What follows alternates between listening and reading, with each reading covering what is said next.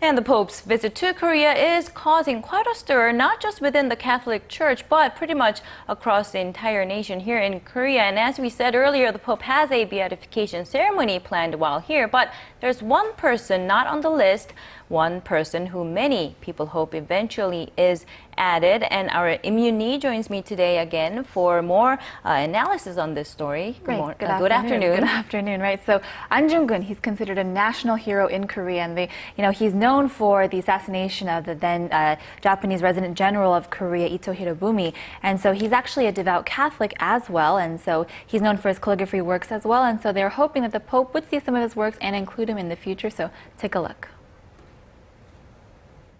A heroic character in Korean history, Ahn Jung-geun sacrificed for the whole country when he took the life of the then resident general of Korea, Hirobumi. But what some don't know is that Ahn also had an artistic side to him, seen in this sign preserved through the years. It's one of his last works, created while in prison, and it reveals his devout Catholic faith, which he held on to until the very end. With the words "respect of heaven" written in traditional Hanja writing, Ahn also wrote his name and left a handprint that's easily distinguished by his half-missing ring finger.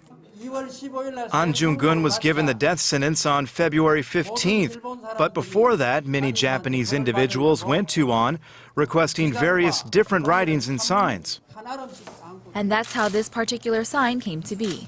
It was originally in the possession of a prison warden. It found its way into the warden's son's hands and was then returned to Korea from Japan.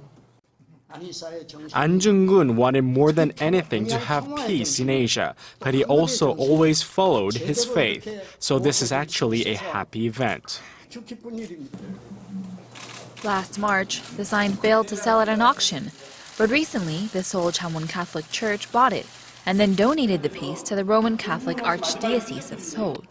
And now it's being put on display in hopes of catching the attention of a very special upcoming visitor.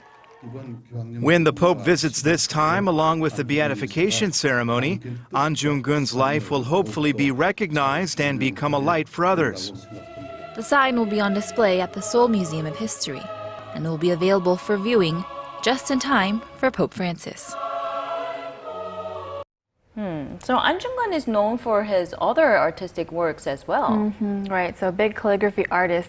He actually, interestingly, didn't actually study calligraphy, but he was very good at it. While in jail in Japan, he got many requests, like it mentioned in the report earlier, from the general guards there, or from just people in general asking him to create personal, calligraphy works for him. And so he was very successful at it. And in fact, some of his works are included in the National Treasure here in Korea.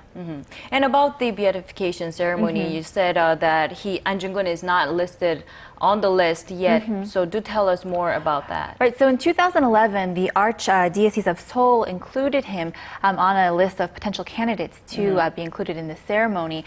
And unfortunately, his status is a little bit controversial. So he is considered a national hero both here in Korea and in Japan, and in China, I'm sorry. But in Japan, he has a different status there. And so his current standing is a little bit unclear. So for now, we'll just have to wait and hope that he is included in the beatification ceremony later on, and we'll hope that the Pope checks out his calligraphy work this time around. Okay.